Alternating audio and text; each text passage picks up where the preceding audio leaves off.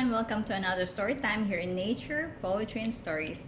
And today's story is about the painter who painted the Mona Lisa, the lady with a mysterious smile in Louvre Museum. I got this picture book, Leonardo da Vinci, from that museum, and I would like to share this with you. So kids, if you're ready, I am ready too. Let's start. Leonardo da Vinci. A peaceful child. On April 15, 1452, little Leonardo was born in Vinci, Italy. You guessed it, Da Vinci was named after his hometown. Vinci is a village near Florence, which at that time was known as the City of Arts. His father, a rich notary, and his mother, a simple country woman, were not married.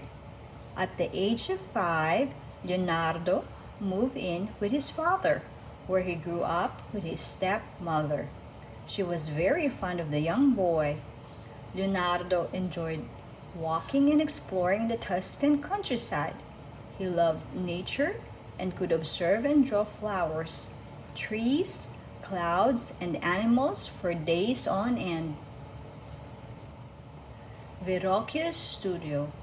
In 1467, Leonardo's father took him to Florence to show his drawings to a man named Verrocchio.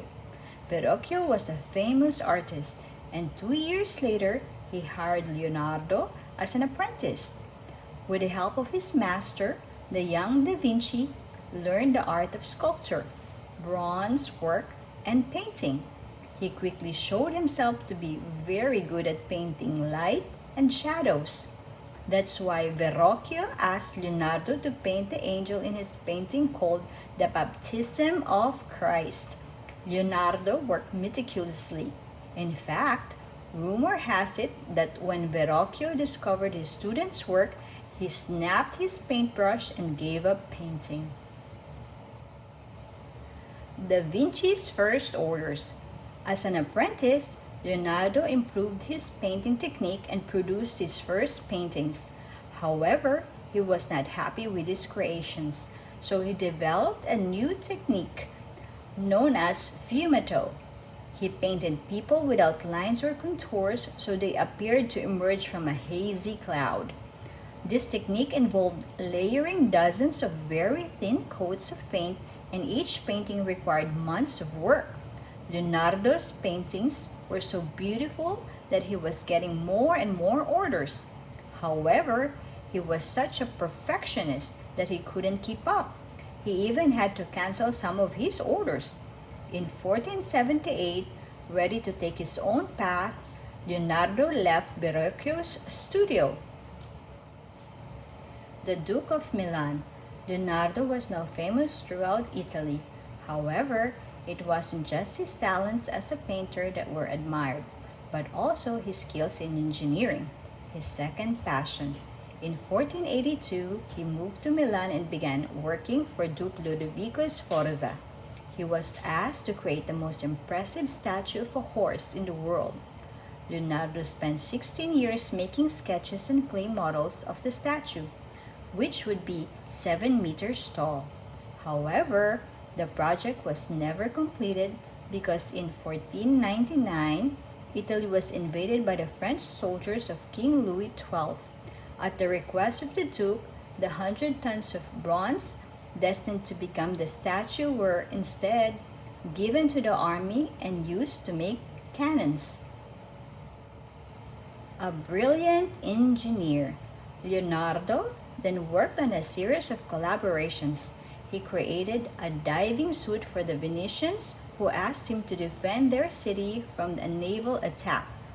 For warlord Cesare Borgia, he made extraordinary battle-winning inventions such as an armored tank, a submarine, and even a machine gun. Unfortunately, motors to run these inventions didn't exist at the time, so his creations were considered very eccentric. Da Vinci also created machines for the French who had settled in Italy since the seizure of Milan. These were used to liven up celebrations made at the palace. But Leonardo hadn't forgotten about painting. The Mona Lisa. Of course, Leonardo stayed firmly attached to his paintbrushes. It was at this time that he painted his greatest work, the Mona Lisa. He used his famous sfumato technique to paint this portrait of a young woman with a mysterious smile.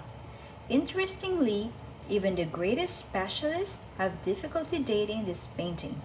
However, it was probably completed between 1503 and 1519. Being such a perfectionist, Leonardo would have spent many years retouching it. One thing we know for sure is that it must have been one of Leonardo's favorite paintings. In fact, it was the only artworks he took with him to France when the new king, Francis I, invited him to stay. Moving to France. King Francis I was passionate about the arts and greatly admired Leonardo. On a visit to Italy in December 1515, the king asked Leonardo to leave the country and join the French court. Leonardo did not hesitate for a second. For some time now, he had been sharing the limelight with other famous Italians, including new painters such as Raphael or Michelangelo. These two artists were very popular and worked for the Pope in the Vatican. In 1516, Leonardo packed his bags and crossed the Alps. Francis I let him stay at Clos Lucy, a homely residence in the town of Avauches, near the royal castle. This was the start of a beautiful friendship. His latest research. Leonardo was very happy at Clos Lucy. He spent all his free time reading and doing scientific research. He had always been very curious and continued to observe the world around him. He was interested in fauna and flora and even the human body. For a long time, he had been fascinated by anatomy. In around 1490, he created a drawing that became famous. It was known as the Vitruvian Man and shows the ideal proportions of the human body. He also took inspiration from the shapes of birds to perfect his eccentric flying machines. However, painting had become much more difficult for Leonardo because he was now paralyzed in his right arm, but that didn't stop him. He finished his paintings with his left hand. At the service of Francis I. Even though he was sick and weak, Leonardo worked for Francis I. The king gave him the title of the first painter, architect, and mechanic of the king.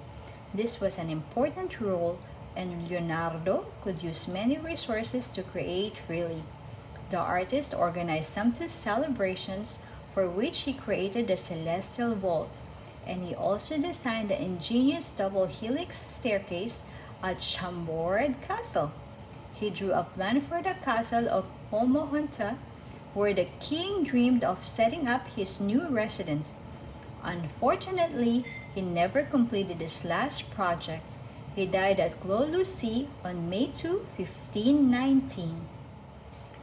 The artist lives on. In respect of Leonardo's last wishes, 60 beggars followed his funeral procession. He was then buried in the chapel of Chateau d'Amboise, Amboise Castle. He left his books, instruments, and some of his works to his faithful pupil, Francesco Melzi. Since his death, no one has forgotten Leonardo da Vinci. He was a true genius of the Renaissance. Even today, countless exhibitions allow us to admire the work of this painter, engineer, and scientist. Exhibited at Louvre Museum in Paris, the Mona Lisa is the most visited work of art in the world. Have you seen her before? Did you like our story for today? Isn't it Leonardo da Vinci is very inspiring? He did not only like painting, he also explored on other fields like sculpture, science, research, engineering, and he is actually very good in what he does. He's a perfectionist. and he didn't stop painting even though his right arm became paralyzed. He continued what he loved to do. So kids, just like Leonardo da Vinci, never stop doing what you love to do, especially if you know you'll be inspiring other people too. Thank you so much for watching. See you again next week here in Nature Poetry and Stories. Have a good night and sweet dreams.